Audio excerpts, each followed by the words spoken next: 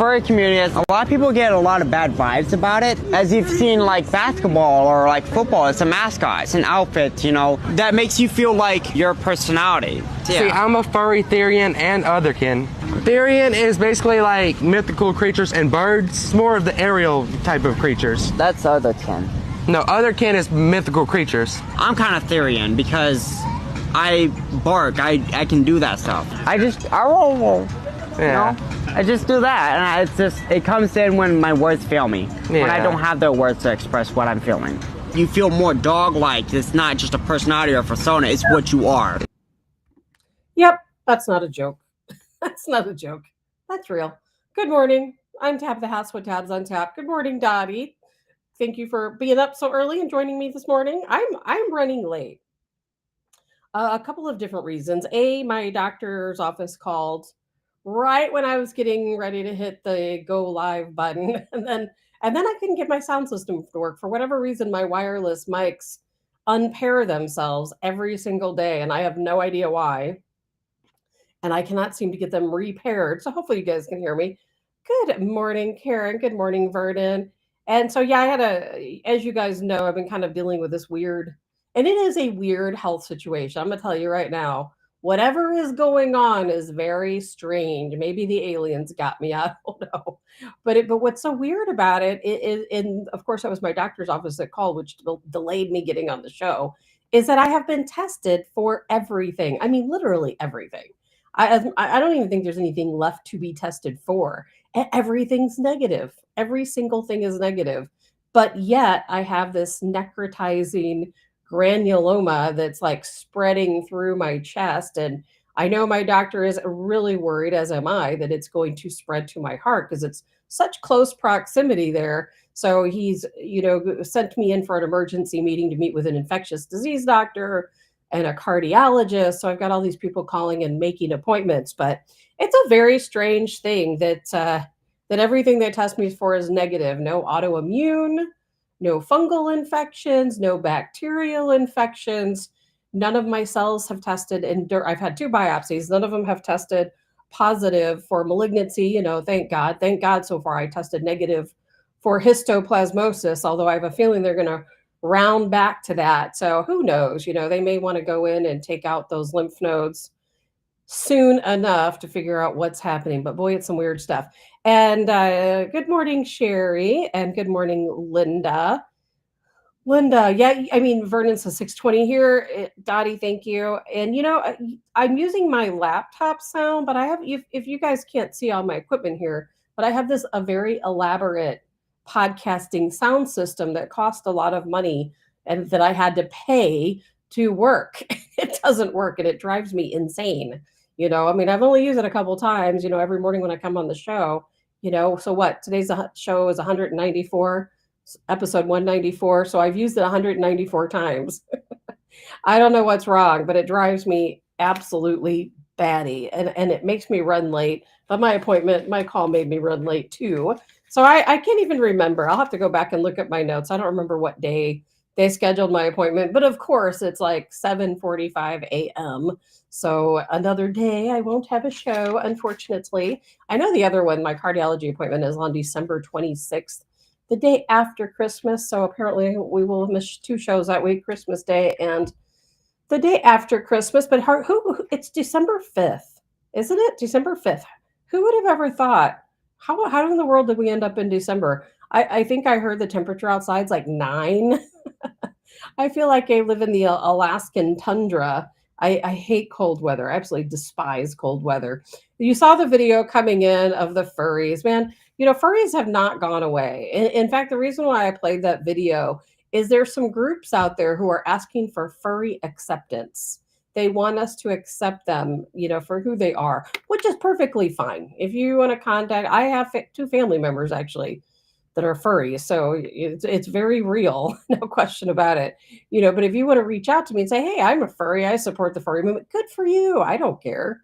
I could care less. Now, if you're telling me you're a furry and you're grooming children, well, that's a whole other story. Or you're a furry and you're trying to, trample on other people's rights, that's a other story. But I think for some reason the furries just kind of keep to themselves. But boy, it's a strange, just a strange thing going. Our world is crazy. Every day, I think it's just gets crazier, doesn't it?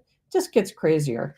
And all this talk about UFOs and UAPs and extraterrestrials and amens, angels. I almost said that wrong. Angels and demons.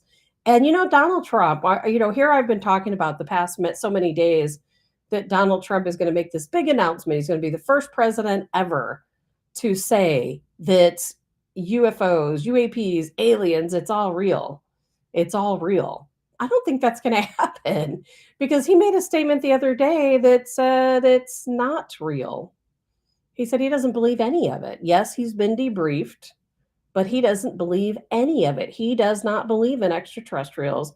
He doesn't believe in UFOs. He thinks it's all just a bunch of BS conspiracy stories. That was the strangest thing I think I've ever heard. And I wasn't able to isolate that clip to play here. I wish I could have, because I do have it. Maybe I'll try to share it in a different way later. But I was really surprised that he said that. He doesn't believe in any of the conspiracies, no matter how many, we have all of these different people in our government. Some of them, very high in our government. Some people who have top level security clearance, and they have debriefed. There's no question. Even David Grush confirmed that Donald Trump has been debriefed, as is every president. They're debriefed, but Donald Trump specifically has been debriefed on all of this information. Yet he made a public statement. He doesn't believe it. So I don't know. Is true disclosure coming? I don't know. Is he saying that because he doesn't want to panic the public? Because I think we all know the only reason why they haven't made a public disclosure yet is because they don't want people to panic, right? They don't want people to panic. So, I'm telling you, I don't know what's going on. And Dottie says, I'm surprised they gave you an appointment the day after Christmas, which is a Friday. Dottie, I am with you. I was extremely surprised myself, but I do believe it is an emergency. So, it's either probably the only time they can get me in, or, I don't know. I guess they'd have to check me into a hospital. Drew says, no one cares about that. What do people care about is being able to afford things. Well, Drew, we're going to talk about that today. But Drew, I disagree with you. I think a lot of people care about a lot of stuff. Because what if we all just sat around every day thinking, and some people do. There's no question. There are people in our country, no question, who could care less about what's going on in the news, don't care about who's running the country, don't care about UFOs, aliens, or furries or anything else. And they're just struggling to get by. God knows there's plenty of people like that in this country. But, good morning, Kim. But things are changing. And I really do think that the economy is starting to turn around. And we're going to talk about that here in a moment. Lori, watch that documentary you suggested, Age of Disclosure. Fascinating. Seems like all the proof we need. Well, Lori, you're right. And Lori, I don't know if you have watched the David Grush interviews or not. If you haven't, it's far more revealing, in my opinion, than the Age of Disclosure video. And what I liked so much about the Age of Disclosure film is that it's just validation from higher up people. I always think, they've been giving us all this information for so long. And I think most of us, a good portion of people, feel like there's no way we're alone in this universe. A lot of people are divided on what these different beings are. Are they interdimensional? Are they angels and demons? Are they extraterrestrial? Are they from other galaxy star systems? And even within these communities who claim they have the knowledge, they don't always know either. Because there are people, let's say that people who have informed Tucker Carlson, they seem to think that it's angels and demons, mostly demons, from what I understand. And then you have these other people. I don't have any names in particular, but I talked about a couple of those names last week. One was the former defense minister for Canada, who stated that no, they're from other star systems. They are, from different planets. And we have other people who say, and kind of along the line that I'm thinking is that they're evolved humans. It's tough, especially if you're, for people like me. I'm obviously a Christian. I certainly, believe in the Bible. And if you believe that extraterrestrials, what we have always called extraterrestrials, are really just evolved, creatures, evolved humans, evolved other species, then it's really difficult to wrap your head around how they can both be true, that the Bible can be true and we can have evolution. My personal thought is, and probably will always be, is that humans continue to evolve. I do believe in evolution, but I believe in evolution from a Christian perspective. If it probably makes no sense to any of you, how that can be, and definitely a topic for another day when I can explain further. I absolutely believe in the Bible. I just believe the Bible is interpreted in a certain way that can mean a lot of different things. And I do believe that people have evolved, and I believe that animals evolved and insects evolve. And I think somewhere, maybe billions of years from now, maybe hundreds of thousands of years from now, everyone continues to evolve. And I think humans have evolved already. From our beginnings, we've already evolved, and we continue to see that evolution. And I hate to be preaching evolution to people who I know don't believe in evolution, but there are ways to believe in evolution from a Christian perspective. And if you think about it and you look at the people, let's just say you take 100 people at your local Walmart, okay, and you take them and you divide them up and you say, okay, all the people who are 5 foot tall and weigh 90 pounds, you go over here. And then all of the people who are 6 foot tall and have a certain facial structure, kind of a Neanderthal type facial structure, you go over here. But I know me, I work in an environment where I see hundreds of people every day. And it's easy for me to look at people and divide them into categories. Like, okay, you're part of this category, you're part of that category, you're part of that category. And it's genetics, of course, genetics. People have followed their traits, genetic traits, to look a certain way, but you can certainly divide all people by those genetic traits. Everyone fits in a category. And so therefore, when you start thinking about that, if you consider that some of those people continue to evolve and their traits change and genetics change, and as they go along, you can see how maybe some of these different groups of people have evolved into being these what we call extraterrestrials.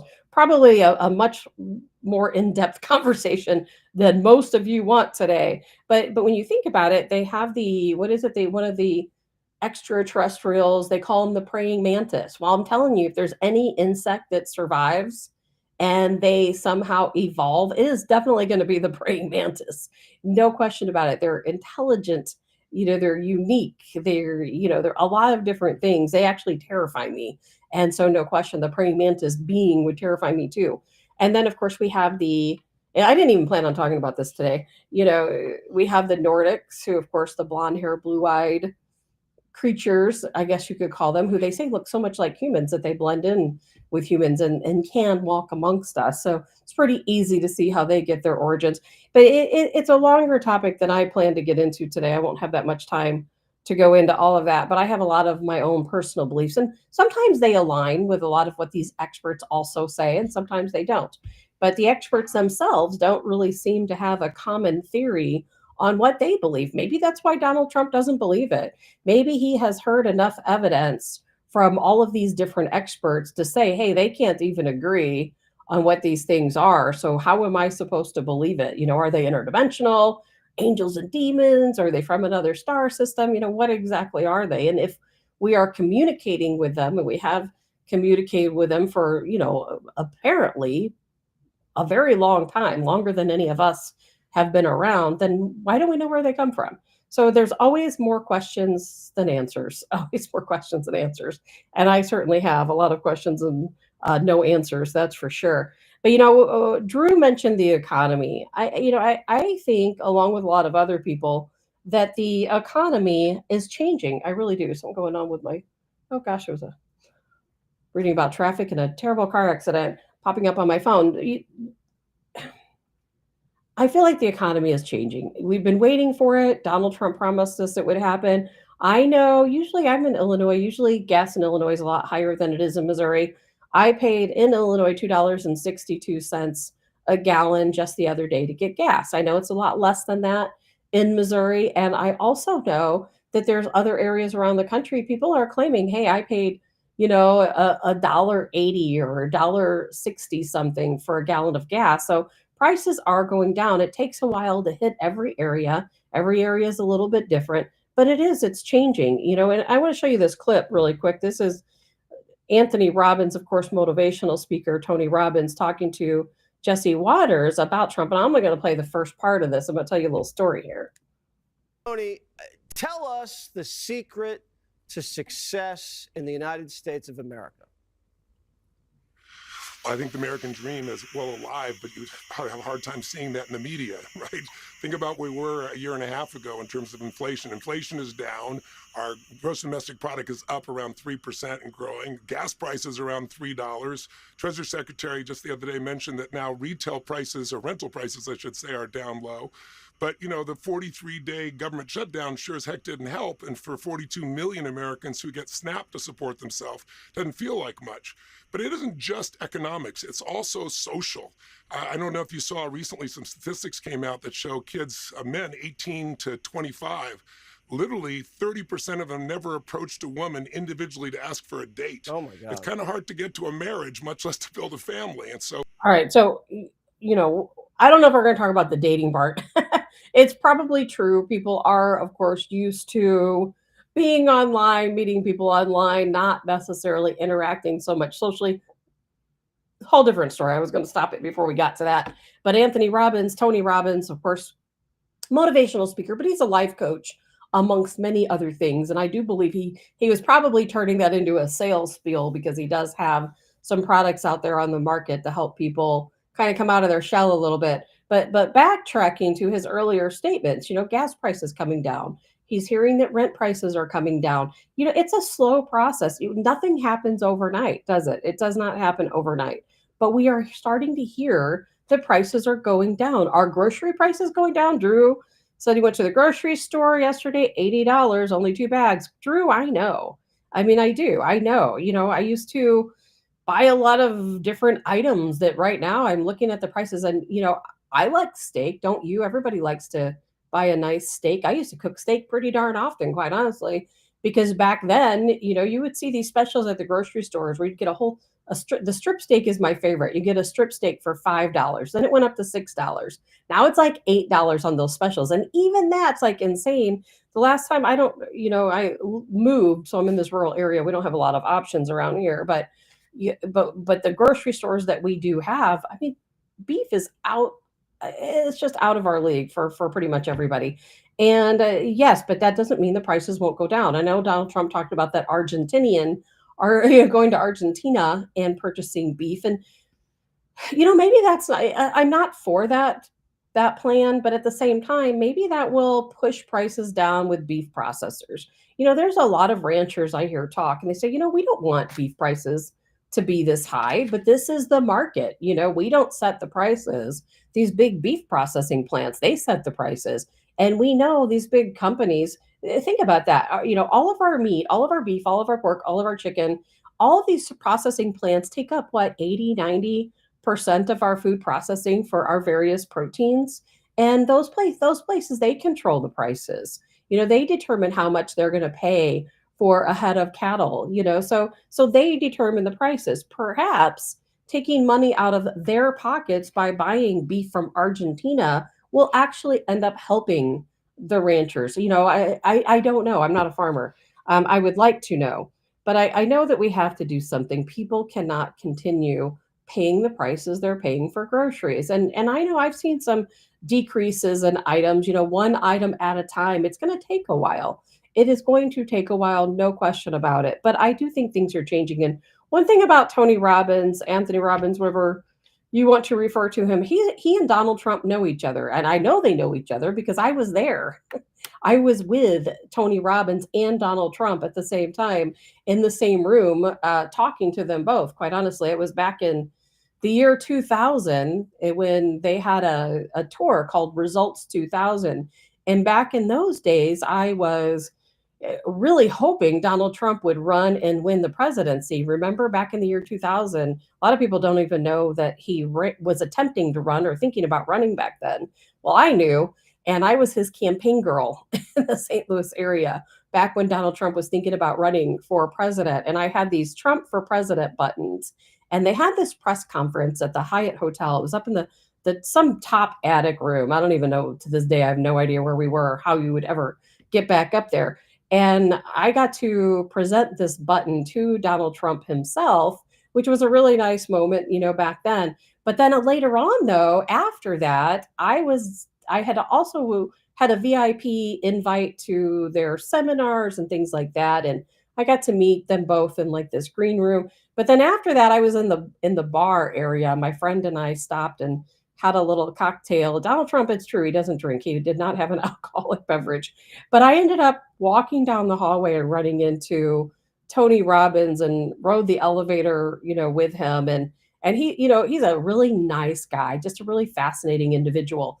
And it's so wild that here we are, what, 25, almost 26 years later, because it was winter time then. And here he is on television, national television, supporting Donald Trump, talking about how a year and a half ago, how bad things were and how he sees things turning around. So good for Anthony Robbins. You know what's great about that is he met Trump. They traveled together for this tour. And I am sure he got to know the real Donald Trump, which so many people don't know. And I'm sure he understands that Donald Trump runs this country like a business, like a country. And even myself sometimes I kind of let go of that concept, and it's difficult sometimes. We needed back in 2016, we needed somebody to run our country like a company, like an organization, like a business. And that's exactly what Donald Trump's history is. He would buy companies that were failing and he would turn them around and make them profitable.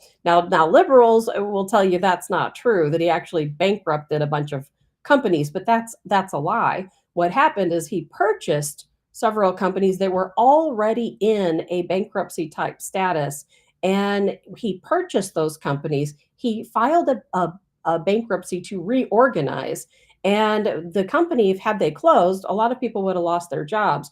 Well, when Donald Trump purchased those companies and he filed that chapter, I can't remember which chapter it was for bankruptcy, and he reorganized, well, guess what? Those people kept their jobs. And so he did a lot of good for those companies, and he turned things around and made them very successful, just like he's done with 40 Wall Street, just like he's done with his hotel in New York City. And I have no doubt that it's going to take some time, but it's going to happen here too for the United States. We are going to turn things around. If you think about it this way, we were on the right track, weren't we? In 2016, we were on the right track. We were doing fantastic. And then it's almost like Donald Trump was forced to step down. A new CEO came into play, and then all hell broke loose, right? And then we had 4 years of an entity called the Democrat regime trying to destroy this country, trying to take away all the good that Donald Trump did in his first administration. And it takes a lot to recover from that. They put a lot of plans in place that hurt Americans, that hurt this country, and it takes time to unravel all of that. And especially when you think about the theft that took place, we're still hearing about theft. The establishment of these NGOs, these non-governmental organizations that were largely Democrats who established these NGOs. And here you are working hard, Drew, and working hard, having a tough time buying groceries, having a tough time paying gasoline, rents through the roof, but they're stealing your tax money. And so, Drew, to your point, your own party, you continue to vote for Democrats, yet your own party is stealing your money. And Drew, I haven't talked to you in a long time, but I'm assuming you're still working. And if you're working, I know your job at the time, you had a tough job. And you know what? You paid your share of taxes, no question about it. You've probably worked your whole life. You pay your share of taxes, and then think about that. Then the government takes your taxes and they disperse them in all these different NGOs. And then guess what happens to that tax money you worked so hard for? You're struggling. You can't pay your bills. You're, trying to penny pinch where you can. And then $82 million is given to Chelsea Clinton. Part of that money is your tax dollars. If you think about it, every penny you've ever paid into taxes as a working man, all of that money was just given to Chelsea Clinton so she could go buy a beautiful mansion. I don't know how anybody can be okay with that. And yeah, it's going to take us some time to dig out of the hole. But I'm telling you, it's coming. I believe Tony Robbins, he sees the writing on the wall. I can promise you that. It's coming. It might take a while, but it's coming. And I think we're going to see an economic turn. And I know we're trying. I know the Trump administration is trying as hard as they can. As a matter of fact, I've got a truck to show you. Now, I don't know if any of you would want this truck. I'm going to play this video for you. Let's see. I just got to find it. And this is going to be a new Toyota truck coming out on the market. I believe it's called the Helix Champ. It's going to be sold. You know how expensive trucks are right now. This truck is going to be sold for under $20,000. I don't know if you'd want it, but I don't think it looks too bad. It's actually kind of neat.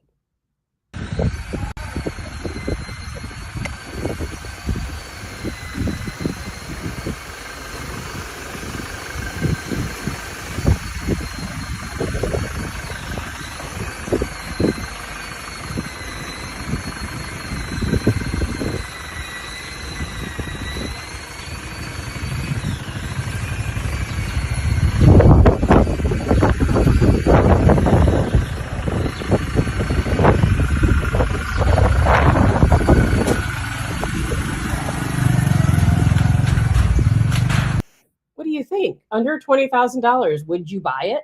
I don't know why it sounds like that. I haven't been able to find a lot of information on it. It sounds electric. I don't know if it is electric, but it's going to be for sale here in the United States soon for under $20,000.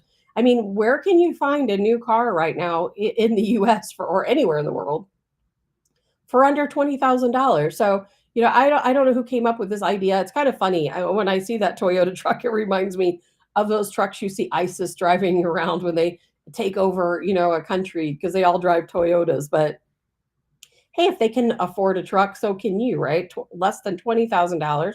I think that is a step in the right direction. Good morning, Rob. Drew says it's not so much taxes, it's the price of everything. It's much more expensive. I saw yesterday car prices are going up again in 2026. Car prices are going to continue to go up unless you want to buy this Toyota truck. The problem is we have free enterprise in this country. The Trump administration, they cannot control the prices for everything. It's highly unfortunate, but they cannot. There are certain companies, they just can't not make these people lower their prices no matter what they do. You can make them lower their prices, because guess what? If everybody refuses to buy a new vehicle, well, guess what? There's no question they will have to lower prices. Remember when the price of Jeeps, what are they up now? About $95,000 or more. Some Jeeps being over $100,000. Well, Stellantis laid off quite a few people. They had, Jeeps out the wazoo because nobody could afford to buy them. But yet you still see, some on the road, some folks can. But, we have to force, if you don't like the price of something, guess what? Quit buying it. When enough people can't afford it and they can't buy it, then eventually you're going to force them into lowering those prices.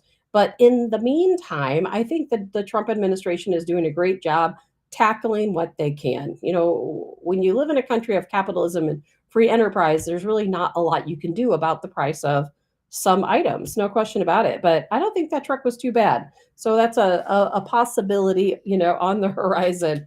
But food prices, we're just going to have to wait it out. I think it's going to happen. I think we're going to see the economy turn around. Like Tony Robbins there said, our GDP is up, rental prices going down, and hopefully house prices will level out as well. It's a tough time, I know, right now in the real estate market, that's for sure.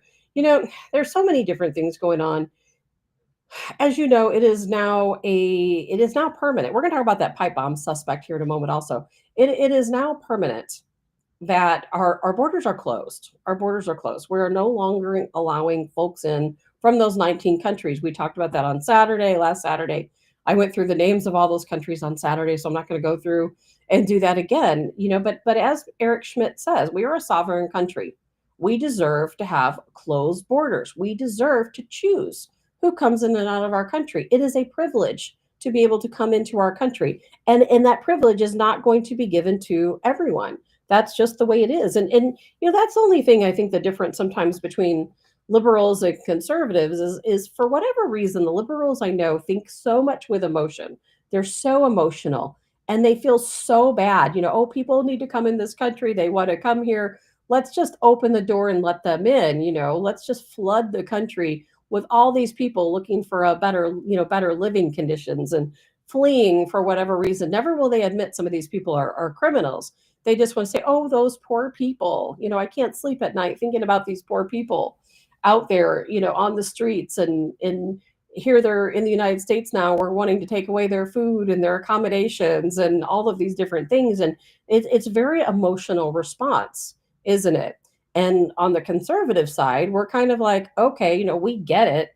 We can't afford to pay for their health care. We can't afford to house them in these big fancy hotels or giving them apartments or giving them, homes to live in, which is actually happening. We can't afford to give them plane tickets to go anywhere they want across the country. We just cannot afford.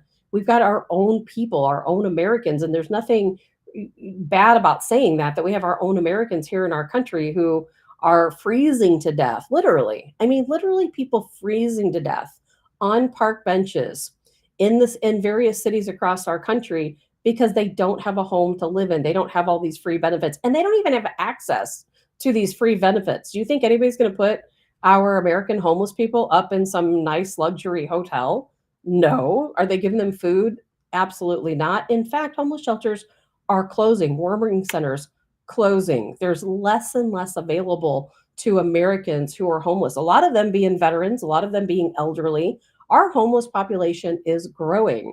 But yet these people come into our country and we give them everything. And Democrats and liberals are like, oh, those poor people, they don't care about the people, Americans. Oh, it's not, oh, those poor people. Nope. It is people coming across our border. Oh, those poor people. And I am all for shutting the floodgate. Let's close the border down 100%. If people want to come into our country, then they need to be able to show us why they want to come here, that they can assimilate, that they want to live amongst us, that they want our American values and our Western culture. If they don't want those things, if they want to come into America and they want to change how we live to fit their own ideals, then guess what? It should be a big, giant no. I'm going to play this short video here from Eric Schmidt, who we all love and adore, of course. Ryan Cole Jr., a 30-year-old white man from the D.C. suburbs, is charged with transporting an explosive. I can't stop it. That's so funny. I thought Jake Tapper looked like Eric Schmidt. I've got the video here. Here it is. Sorry about that, guys. The fact is that America has been very generous over the years through an immigration policy, but I think the attitude has changed because it's been abused so thoroughly at this point, right? The Democrats threw open the border, 20 million people here. This is just one example. This isn't some white paper. The guy that shot at and murdered at least one National Guardsman was part of this group that came in that we didn't know who they were. That's just unacceptable in this country. So the New York Times can try to make people feel guilty all they want. The fact of the matter is, as a sovereign country, you have to accept the idea that we control our borders and who gets to come here. Not everybody has a right to be in the United States of America. We can have a sane immigration system where we vet people, that maybe assimilation is actually a criteria that we would actually consider. I mean, so anyway, I think that what's happened is the left has lost their mind here. They don't actually believe in borders, and they don't believe our immigration laws should be enforced. Look at the attacks on ICE agents. It's up 1,000%. They're trying to prevent us from enforcing our immigration laws, and it's wrong. Yeah, it is wrong. It is wrong because they're thinking with emotion. They're thinking with emotion. They cannot think with common sense and say, okay, we are a sovereign country. What happens in another country if you try to enter another country illegally? What do you think happens? A lot of countries will shoot you on sight. There's no trial. There's no due process. You were shot on sight. End of story. And guess what? People don't enter those countries illegally because they know what's going to happen. They know what's going to happen. And do you want to, go across the southern border and go up that corridor, just like people come here, they come down that northern corridor? You don't want to do that, do you? Because guess what? You'll end up in prison. That's where you'll end up, in prison. Good morning, Jason. Good morning, Darren. And so therefore it's so crazy that all these other countries can have a sovereign border. All these other countries can close the border and not allow people in and be discriminate who they do let in. But here in the United States, oh no, open borders all the way. Let's just let everybody in. Who cares who they are, whether we can vet them or not? Thinking about how many unvetted people are running around this country right now. Not just what was it, 83,000? It was 83 or 84,000 people. Whenever we withdrew from Afghanistan, ran onto that tarmac that day. I know that sounds crazy, but it's true. 83 to 84,000 people ran onto that tarmac that day, ended up on those airplanes back here in the United States. They were held at this facility for just a couple days. And then I believe that was in Virginia, you can correct me if I'm wrong, where they were holding those folks. And then they never vetted them. It's not even possible to vet them. There's no way for us to vet people for countries, like I said last week, that don't have any type of identification process, who don't have any way where they track their own people. If they don't track their own people, we definitely can't track them. So there's no way to vet a lot of people, especially these countries in which they have villages and little small communities. And I'm sure, I haven't heard Donald Trump say this or anyone in the Republican Party say this. And I know that he chose those 19 countries to stop immigration from. My best guess is that they are third world countries, underdeveloped countries. I'm just going to guess that they don't have a system there where they track their own people. And if they're not tracking their people, then there's no way that we can vet these people. We have got to stop letting people in our country that we cannot vet. There's certainly people who I think deserve to come here. I'm 100% for immigration. I love our country because of the immigrants that came here, years ago. I would say almost all of us, probably every single person listening to this show has ancestors that immigrated here from somewhere else. That's what we are here in America. We're just a big hodgepodge of a little bit of everything. And that's what makes us who we are. And, that is really, truly the culture we have. When you go out to dinner at night, you choose different types of restaurants, right? You have your American, your Chinese, your Mexican restaurant. You have all of these different options. And because we are multicultural, we like the foods from all these different places. I've never been to London or different parts of Europe, but I can tell you, I would not like their food. It's very bland, plain, and boring. We have so much choice here because of the immigrants that came before us. However, we have to know who people are. If they want to come into our country, you know what? You've got to come in legally. Jason says North Korea is the primary country identified as potentially executing individuals for illegal entry or unauthorized border crossings. While many countries impose strict penalties, the death penalty is specifically associated with North Korea. No question about that, for unauthorized border crossings, particularly for defectors or those perceived as threats to the state.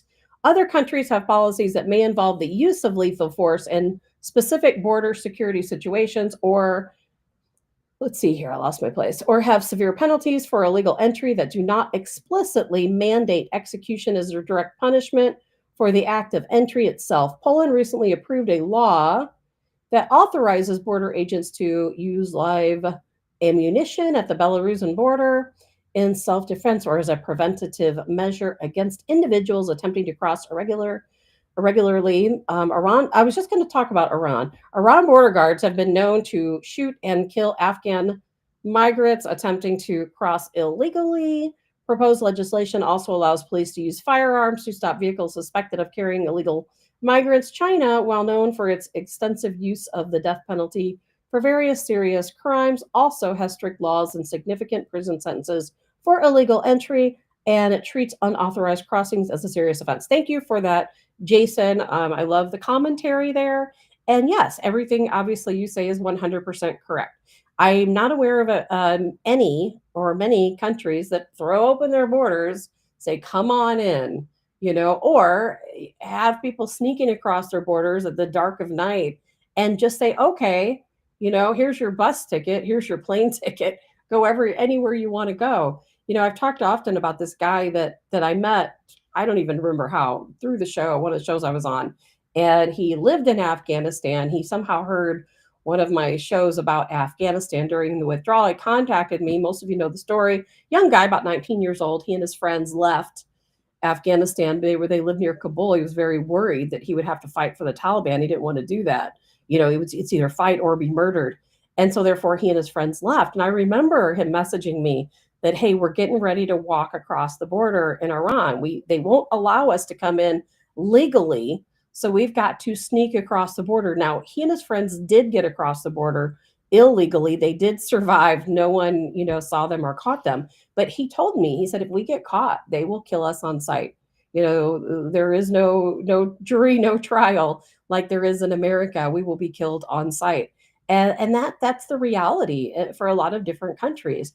And how many people in other countries have been killed, on site, who are in prison right now because they crossed borders illegal. But here in the United States, it's, oh, boo-hoo, Boo-hoo. Somebody crossed our border. It's not a crime. Yeah, it's a felony, but oh, it's not a crime. They shouldn't be in prison. They should just go wherever they want to go. Well, guess what? We're tightening up our borders, and it's something we should have had and done from the beginning. And speaking of tightening up our borders, I'll tell you, the Trump administration making leaps and bounds. Now, it doesn't really matter if we've got to make sure we protect our presidency, because if for some reason, I'm pretty sure it's JD Vance going to run in 2028, but what if it's not him? What if some crazy thing happens? What if somehow Democrats get back into office? Well, guess what? They're just going to undo all this. They're just going to open the borders back up again. We're just going to have another onslaught of unvetted folks coming in, and there's no way to stop that, other than through your vote. That is literally the only way to stop it, is through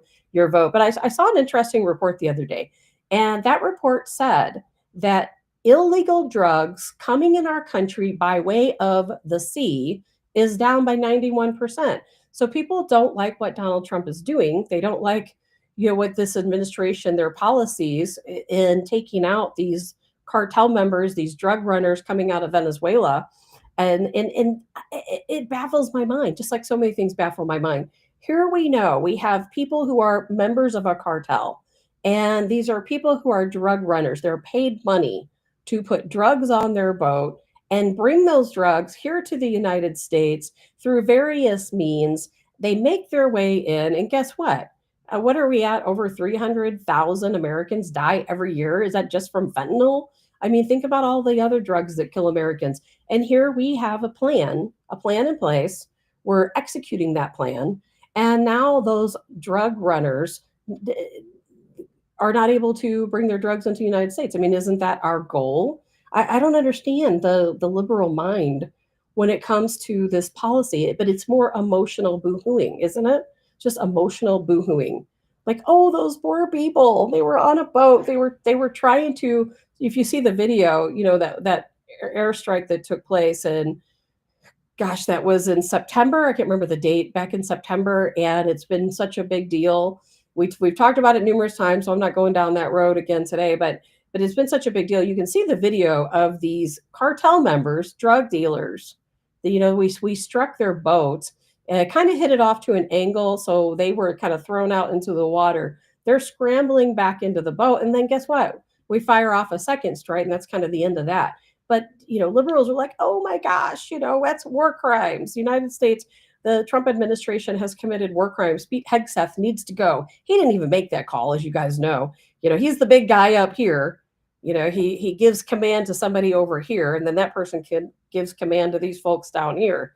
This admiral's not on the phone with Hegseth saying, hey, we hit the first strike, didn't take the boat out. What do we do now? No, it doesn't work that way. It does not work that way. That admiral has full control, Admiral Bradley, of making that second strike of his own volition. He doesn't need to ask anybody. That is the authorization given to him, was to take out this boat. Does it take 1 strike, 2 strikes, 3 strikes? We don't know, but take the boat out, stop the drugs from coming. And he was absolutely correct when he made that decision.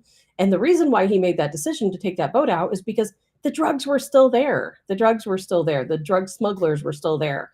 And he knew, just like we all should know, Democrats somehow don't know this, that had we not made that second strike, well, guess what would have happened?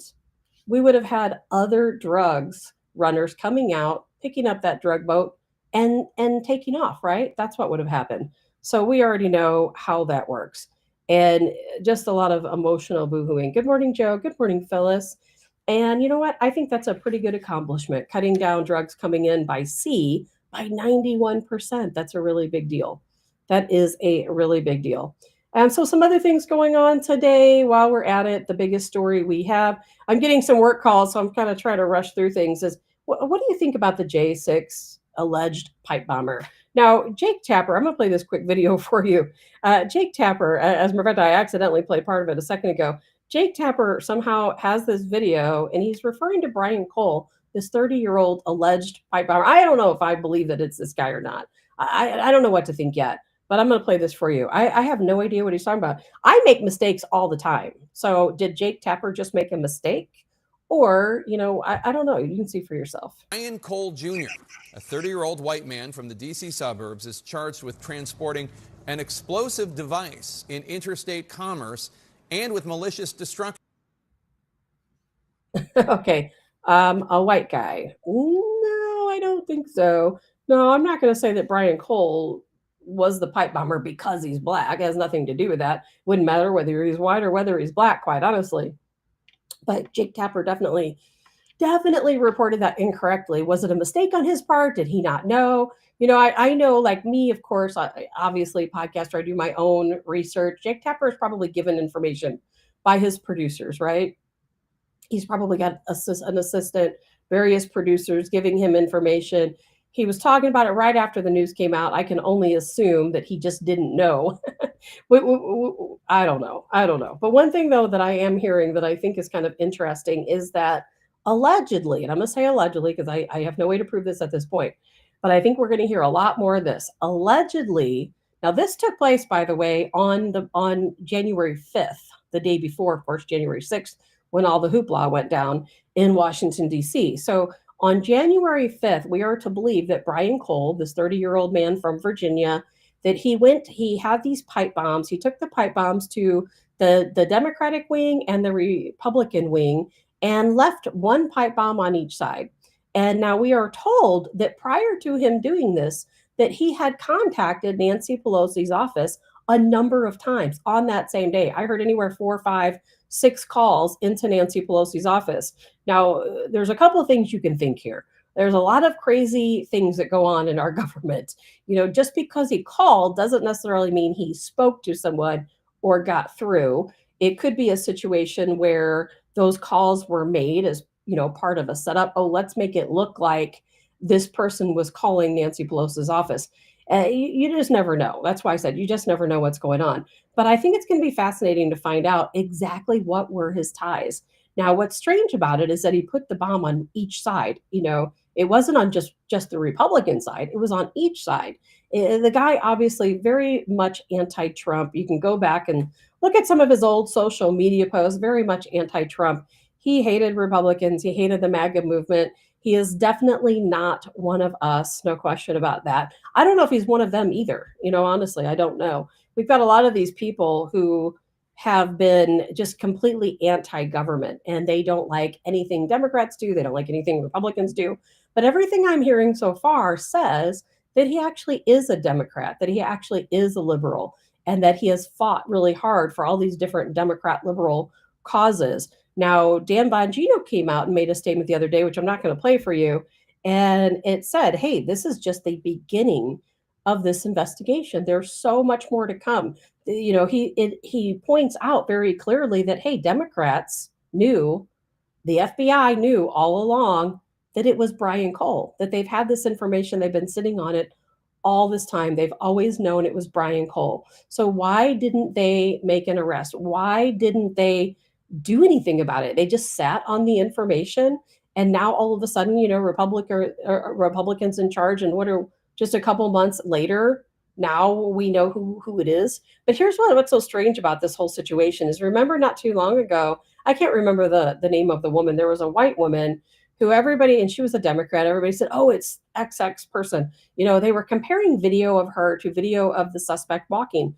And what's so crazy is they did have a very similar walk. They did have a very similar build. And if you watch the pipe bomber, what we call the J6, even though it's really the J5, the J6 pipe bomber, he or she walked very much like this female and looks like a female, in my opinion. Just has those female traits when they're walking. So I don't know. I don't know what to think. I just don't know what to think. Is it really Brian Cole? Is he a patsy?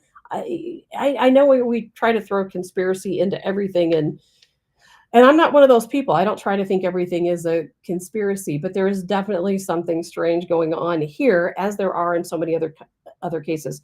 Ryan says, dude needs to lay off the bronzer at the tanning salon. I need to get some bronzer. Yeah, he needs to lay off the bronzer. No question. But I think it's so strange that everybody's pointing to this female, and then all of a sudden, out of nowhere, nope, it's this guy named Brian Cole. And here's his neighborhood, by the way, too. He lives in a really nice neighborhood. Helicopter right where the raid is being conducted. Very heavy police presence at the home of the suspect they have identified in the D.C. pipe bomb probe. So this is a live look. I mean, is that, very nice homes. Is that his home? He's 30 years old. I wouldn't think that he lives with his parents, but he might. What does he do to afford, such a beautiful home? There's a lot. Like Dan Bongino said, we're at the very beginning. There's a lot to uncover in this situation. It's all just so strange to me, and I've seen video, I've seen photos of Brian Cole compared to the J6 pipe bomber. And I'll tell you, they look similar too, about as similar as he looked to the female. It's just so strange. Dottie says it's been proven over and over that we cannot trust what we are told. Exactly, Dottie. We cannot trust what we are told. I know I don't trust anything I'm told. I don't trust any of it. I don't believe any of it. It's a very difficult situation, but it is very difficult to anytime and I hate to say this, it doesn't matter to me whether it's the Trump administration or whether it's the Biden administration, the Obama administration, the Clinton administration. I know that our government has to tell us certain things for matters of national security, sometimes flat out lying to us, for just various reasons. And it does bother me because I never know. What do you believe? What's the truth? Will we ever know the truth? So many situations, truly, we will never know the truth about.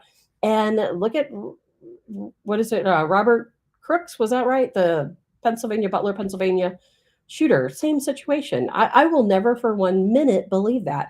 Look at the situation going on with Charlie Kirk. Now, Candace Owens, I truly am on the fence with Candace Owens. Has she lost her mind? Has she literally lost her mind? Or is there some truth to what she's saying when it comes to the Charlie Kirk assassination? I tend to lean towards she's lost her mind. However, a lot of us trust Project Veritas. Project Veritas says she's telling the truth. There's a lot of other people out there who say, I've seen the evidence, I've seen the proof. Candace Owens is telling the truth. There's a big smear campaign against her because she's telling the truth. And I'm kind of just 50-50. I really don't know what to think. I've never watched Candace Owens' show. I've read a lot of her comments. I've seen a lot of her interactions with different people. And I always admired her. But now all of a sudden, did she just flip out one day and now she's crazy? Or is she still telling the truth like she always did tell the truth? And on the Charlie Kirk side, if what she's saying is not true, then why aren't they doing something about it? Why aren't they suing her? Why aren't they taking her to court? Why aren't they filing defamation charges against her? None of that's happening. They're saying, oh, come on the podcast, we'll talk. There's nothing really going on. I feel like I said, sometimes I just feel like we're in this weird simulation world where nothing makes any sense, including this. None of it makes any sense. And Dan says it wasn't his home. He's a 30-year-old loner living with his parents. Well, Dan, that makes a lot more sense now, doesn't it? That makes a lot more sense. I wasn't sure one direction or the other, so thank you for clearing that up for me. And I should know, I've been very, very busy. Unfortunately, work has been crazy. Speaking of work, as you know, I work in the anti-piracy division. I saw this morning that Warner Brothers was purchased by Netflix. Now, I knew that was coming. I knew Warner Brothers have been struggling for a long time. And I think COVID kind of knocked it out of all of us if you work in the film industry. So Netflix growing bigger by the day. And I work for Netflix too. And I work for Warner Brothers and Paramount. I have a contract with every studio. And so I work with all of them. So this isn't really going to change a whole lot for me since I do already work with Netflix, but it could change things for the film industry. Netflix, they tend to have original movies. They might do, I end up involved with Netflix because they do screenings for press members. Once in a while, they'll do a public screening to kind of get that promotion going for their next movie or their next series. And so, of course, I have to go and protect the film as an anti-piracy person at those events. So I do get to interact that way with Netflix. But they're pretty good about putting things out right away on streaming. And if you're in the film industry, man, streaming, it has hurt us all around. It has hurt us. Things are probably never going to get back to where they were prior to COVID. I'll never forget. I had this whole stack of work orders. And then one day, I think it was February 26th, if I can think about it correctly, February 26th, all of my contracts got canceled on the same day because all the studios work together. They all kind of collaborate together to do things on the same day. And that one day, all my contracts were canceled. And not my contract, I should say my work orders were canceled. And all the work I had ahead of me was just gone. From that day, it was just gone. And I spent an entire year, literally an entire year, with zero work. none whatsoever. And it's tough because I'm a business owner, and I did not apply for any PPP loans. Thank God I was okay and, managed to get through that year without having to do that. Because as soon as I saw people applying for those PPP loans, I'm like, man, you're going to get audited. I don't want the IRS on me. I'm like, you're going to get audited if you apply for some kind of loan or disaster recovery or something. So I managed to get through the year without doing that. But man, streaming, it's hurt us. So I hope that Warner Brothers continues as its own entity, even though it's going to be Netflix now, and they continue to release films to the big screen. And speaking of, and something I need to talk a little bit more about, more often anyway, considering it's my industry, is that, go out this weekend, go see a movie. There's a lot of things out there to see, a lot of good movies. I'm not able to give reviews of movies. I should have somebody on the show that can. Unfortunately, since I see the movies months ahead of time before they're released to the general public, I'm not allowed to talk about them. But I will tell you that Housemaid's coming out. If you like Sydney Sweeney, she's gotten a bad rap from liberals and conservatives. Of course, she's in the movie along with Amanda Seyfried I can't remember the guy's name. That guy's beautiful, but I don't remember his name. In The Housemaid, that's something for you guys to go out and see. And pretty soon, Avatar is going to be out. There's going to be a lot of things going on. So there's no excuse not to go out, because I'll tell you, if you don't go out and go to the movie theaters, and I'm telling you, it's critical. It is absolutely critical. If you think of a business, you remember how we all freak out about cash going away? Well, I'm going to tell you right now, your movie theater's about to go away. If you don't go out and start supporting your local movie theaters, they are going to cease to exist, and sooner rather than later. I know people in this industry who own small theaters. They're closing. They're on the verge of going out of business. Most of the people I know who have small theaters, they're not making any profit at all. It's just money just coming out of their own pocket to keep these theaters alive, because they love the theater business. So please go out and support your local theater. And I know what you're going to say. It's very expensive to go see a movie, and that's true. But all these different theaters have nights. Wherever it is you live, look at your local movie theaters. And I promise you, there is one night a week where you can go and you can see a movie and get concessions for a lot less. Here locally, I think it's AMC does their nights. We don't do as much with AMC as we used to, but AMC, I think they have their nights on Wednesdays. I think it's like $6 tickets on Wednesdays, and reduced or free different things from the concession stand. And then I know on Tuesdays, we do a lot of work with Marcus. Our Marcus, they have their Tuesdays, where if you go to a Marcus on a Tuesday and you're a member, so always sign up for any theater's reward programs. If you go to any Marcus theater, and those are, of course, across the country, as is AMC, on a Tuesday night, I think it's $6 admission, I'm pretty sure, for your various film tickets. I think they have free popcorn with the purchase of a soda, I think is how it is with your member reward program. I think they have hot dogs. Is it $2, $2.50, something along those lines? But those are the days to go. So please go out and see it. Lori says, Frida did Housemaid. I'm not sure, Lori, who Frida is. Oh, Frida McFadden. Oh, okay. I've got to be very careful what I say, because I don't want to get in trouble. My work is very important to me. But I have heard from some various people at the screenings that we've had of The Housemaid that there is a book. Now, I have not read the book. I didn't even know there was a book till somebody told me, and so I am not going to go back and read it. But from what I understand, a lot of people really follow those books. So I think that movie is going to do very well just for that reason. But you know what? Go out and support Sydney Sweeney is how I think about it. It's kind of funny because it kind of, I got to be very careful what I say. A lot of people on the liberal side of the film industry think that any movie with a conservative actor is going to tank, because nobody's going to come out and see a movie when an actor or the talent has put themselves in the place of talking about their conservative politics. And I can't agree with that. I truly cannot agree with that. The way I see it is that if you want to support your party, if you want to support your beliefs, go out and support an actor or an actress or, the talent who also supports your beliefs. So I'm just going to leave it at that, because I'm getting ready to cross over a line that I will not be able to uncross from. So we're just going to leave it at that. And lots of boobs, I will tell you that movie. And, something else I want to talk about really quick. I've got to hurry. I keep getting work calls, so there must be something going on. And so Donald Trump, of course, and Howard Lutnick, they want to fast track humanoid robots in 2026. I'm not really surprised. These are AI humanoid robots. And, Donald Trump is very much with technology. You know that. Look, he's all over crypto, very big supporter of cryptocurrency. And now he's going to be a very big supporter of AI humanoid. Why can I not talk today? Humanoid robots. Colonel Adams, the Esquire Theater in Richmond Heights, is no longer safe. Colonel Adams, I've got to be very careful what I say here. I have witnessed things myself in the back parking lot of that theater. But I'll tell you what, I work at every theater in the entire St. Louis area.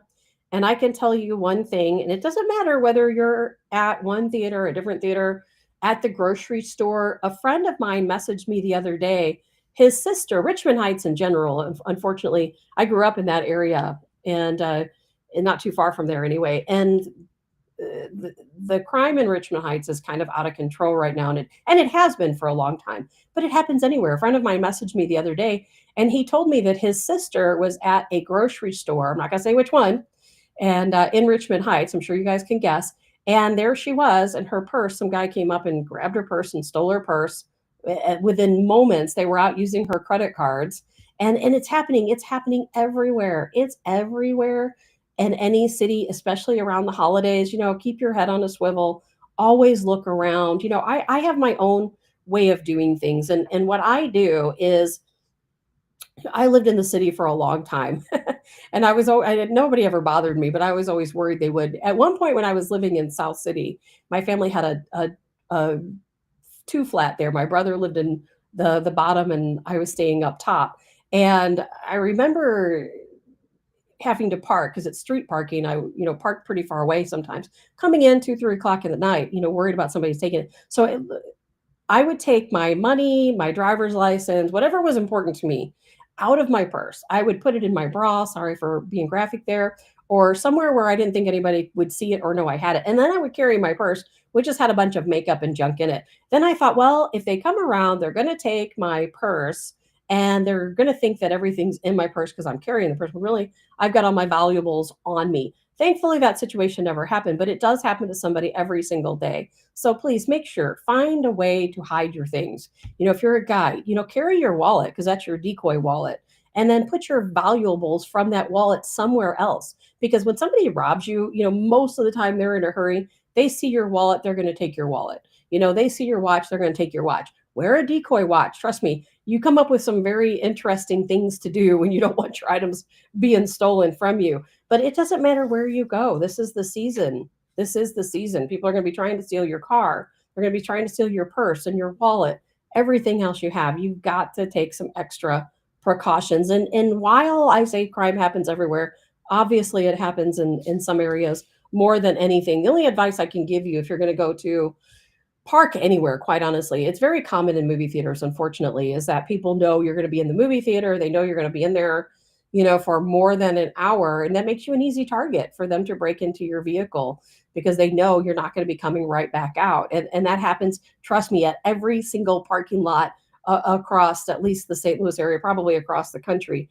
And Nancy says, wear your purse under a coat. Well, that's true, Nancy. But if you wear your purse under your coat and they rob you, and they don't see a purse, they're going to try to strip you down to see what you have because they know you've got something somewhere. So it's always better to have like a decoy wallet or a decoy purse. That way they take what they think you want and then they're gone.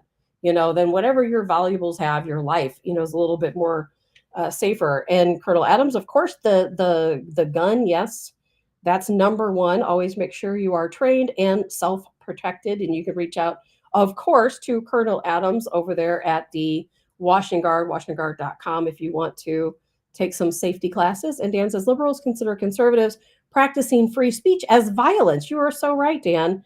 While their own violence is considered an expression of free speech. You are so correct, Dan. So correct. Things are just crazy out there. And yeah, that's why I said they think with emotion. Oh, we're so violent and so mean. Come on now. Who's out there committing all the crimes, quite honestly? Who's committing all the violent acts? It's not us. I'll tell you that much. It's not us. One more thing, and then unfortunately I've got to run. because I may be having a work situation, so I've got to see and attend to that. I thought this was a crazy situation. Did you see this? A New Jersey flight plummeted. Now this was back in October, and I kind of remember when this happened. It was extreme turbulence. The flight dropped, thousands of feet all at once. 15 people were injured to the extent where they had to be taken to the hospital. Now the official story after the investigation is that it it was a cosmic ray, that apparently a star exploded in another galaxy with such force that it nearly blew this airplane out of the sky full of passengers. I'm actually shocked that the plane recovered from that, quite honestly. 15 people injured, dropped again instantly. If you hear people's testimony about what happened that day, everything was fine. They're just moving along. All of a sudden, they just drop. And everyone thought they were going to crash. Extreme turbulence. Who would have ever thought a cosmic ray? I mean, was it really, I'm not going to go down that road. Was it really something else? It seems awfully strange to have a cosmic ray, affect you in that way. Nancy says, oh, I will have something for them. Exactly, Nancy. Exactly, Nancy. You know what's so funny about that, Nancy, is you're right, and you should, is that somebody's trying to rob you, have something for them. All right, guys, I have a work call coming in. I've got to go. But I do hope you guys have a good weekend. We're going to follow this Brian Cole story more next week, and I will see you all then. And I hope you all have a really